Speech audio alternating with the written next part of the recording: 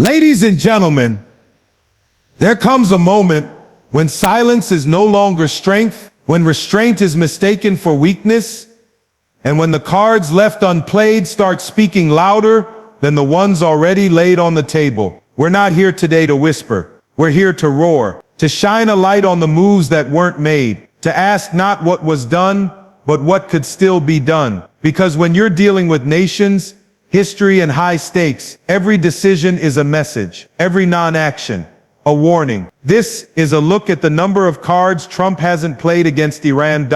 They said it was reckless. They said he was a loose cannon, ready to ignite a conflict that could spiral beyond control. But the truth is far more complex and far more powerful. The choice to hold back, to restrain, to not play every card on the table is not weakness, it's strategy. In a world where every move is dissected and every word broadcasted, sometimes the greatest strength lies in what you don't show. Behind the noise of tweets and headlines, there was a calculated decision to keep certain options hidden, to keep adversaries guessing, and to avoid rushing into a battle that might spiral into chaos. Restraint doesn't mean inaction. It means understanding the weight of every choice and the consequences that ripple far beyond the immediate moment. It means knowing that war isn't just about firepower, it's about timing, positioning, and psychological warfare. When the world expected an impulsive strike, a sudden explosion of force, what happened instead was a steady, measured pressure, a silent flex of muscle that told the world, we're ready,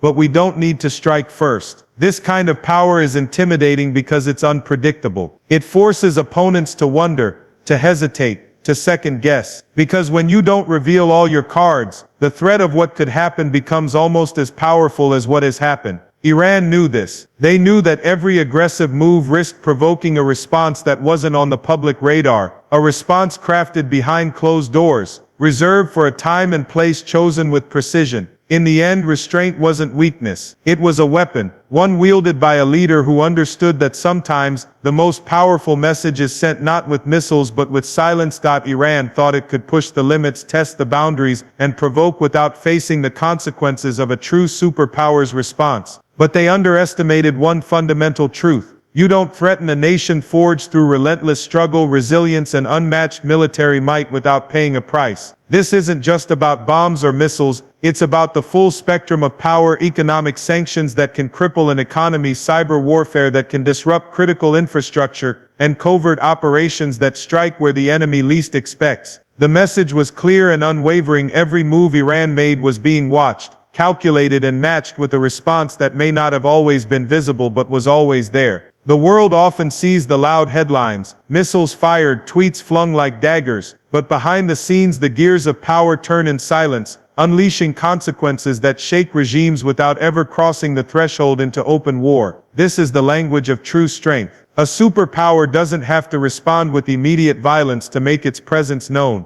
The mere fact that it can respond with overwhelming force keeps adversaries in check. Iran's provocations were met with a cold, steady pressure, the kind that slowly erodes a nation's ability to act freely. Sanctions strangled their economy, allies tightened the noose of diplomatic isolation, and unseen cyber campaigns disrupted their networks. It's a battlefield that many don't see, but one that can be far more devastating than any headline-grabbing strike. This is the subtle art of power, knowing that the cards you haven't played hold the ultimate threat. It's a warning whispered in shadows, a promise of consequences without the noise of explosions. Iran knew the stakes. They understood that every act of aggression risked triggering a response far beyond what they could handle. And that understanding, that fear, is itself a victory, a testament to the fact that some battles are won long before a single bullet is fired. While the world's eyes were fixed on fiery headlines and social media storms, a different kind of battle was quietly unfolding behind the scenes, one not fought with missiles or loud declarations, but with subtle moves, silent strategies, and unspoken power plays. The true strength of a nation isn't just what it shouts from the rooftops, it's what it builds quietly in the shadows. As Iran rattled its sabers, the response was not always immediate or visible, but it was deliberate and effective. Economic sanctions tightened like a noose, cutting off crucial lifelines and squeezing the country's resources until pressure built beyond what any public speech could convey. But more than that, there were covert operations, cyber campaigns and diplomatic maneuvers that reshaped the playing field in ways that the average person might never see or understand. These are the moves that don't make headlines but rewrite the rules of engagement. Beyond that, a silent but powerful alliance was forming, one that many underestimated. The strengthening bond between two democracies with shared values and strategic interests was more than just political posturing. It was a calculated chess move in a region fraught with uncertainty. This rising partnership sent a clear message: the era of isolation for key allies is over, and when threats arise, there will be a united front stronger than ever before. The world was distracted by spectacle, but the real power was being forged in patience, precision, and partnership. Iran's attempts to unsettle were met with a coordinated response that worked not by volume but by precision and persistence. The true card held wasn't a missile or a tweet, it was the quiet, unwavering strength of strategy working beneath the surface, shifting the balance of power in ways no headline could capture.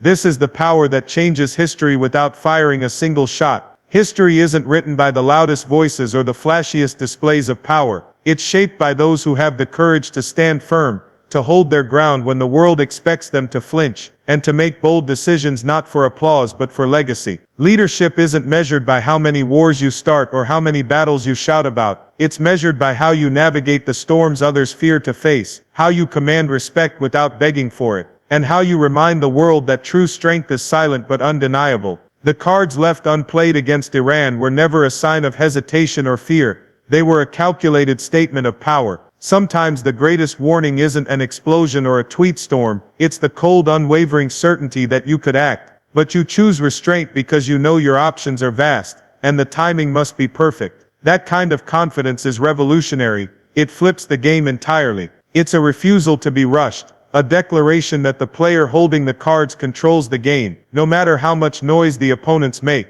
It's important to understand this isn't about idolizing a person, but recognizing a style of leadership that's unapologetically unapologetic. A leadership that doesn't bend to pressure, that doesn't dance to the tune of public opinion or foreign provocations, but instead stands tall and proud, on principles of power, patience and precision. It's a reminder that sometimes the most powerful moves are the ones never made public. So history will remember not just the battles fought but the ones avoided, the silent wars won without a single shot fired. It will remember the hand held close to the chest, the game played with quiet mastery, and the truth that sometimes the greatest power lies in what you don't say, what you don't do, and the cards you keep hidden until the perfect moment arrives. When the world looks back on this chapter of history, it won't just be about the loud explosions or the blaring headlines. It will be about the silent strength, the power held quietly in reserve, the calculated patience and the refusal to be rushed into chaos. Because true leadership, true power doesn't always announce itself with fireworks or bold speeches. Sometimes it whispers in the shadows, it waits behind closed doors, and it holds cards close to the chest that could change everything when finally played. We live in an age obsessed with instant reactions, viral moments, and public spectacles. But real strategy doesn't work that way. It's not a Twitter war of words. It's a slow burn, a mental chess game played at the highest levels, where every move is measured and every non-move sends a message louder than any missile strike. The world saw the noise, the threats, the provocations, the back and forths, but they didn't always see the deeper, quieter battles that set the stage for what could come next. This moment is a powerful reminder to all of us. In the United States, in India and beyond, strength isn't just about muscle or firepower. It's about restraint, about knowing when to act and when to wait. It's about having the confidence to say, I don't have to prove myself right now. It's about owning the narrative not by shouting louder than everyone else, but by commanding respect through resolve, through preparation, and through the knowledge that you hold the power others fear. And make no mistake, this is a message for the world. To allies it says the bonds forged in shared values and mutual respect are unbreakable and ready to face any challenge. To adversaries it says provocations will be met with consequences, seen and unseen, and the cost of aggression is far higher than it appears. To every young person watching it says leadership is not about chaos or noise, it's about vision, patience, and unwavering strength in the face of pressure. History will remember this era not just for the moments when the world's powers clashed, but for the moments when they chose to hold back, when they decided the game was bigger than any one headline or battle. It will remember the hand held close to the chest, the silent warning beneath the surface, and the storm held in reserve for when the time is right, because that is the true mark of power, not the cards already played, but the cards left to change everything. So to everyone watching, whether in the streets of New York or the cities of Mumbai, understand this strength comes in many forms. It's loud and proud, yes, but sometimes it's quiet and unyielding. It's the unspoken promise of action when the moment demands it, and the discipline to wait when the world demands chaos. This story is far from over. The cards are still in the hand, and when they finally fall, the world will see what true power really looks like. Until then, remember, power is not about rushing to the table. It's about knowing the game so well that the opponent fears your next move before it's even made. It's about resilience, resolve, and the quiet confidence that no matter the noise, you control the deck.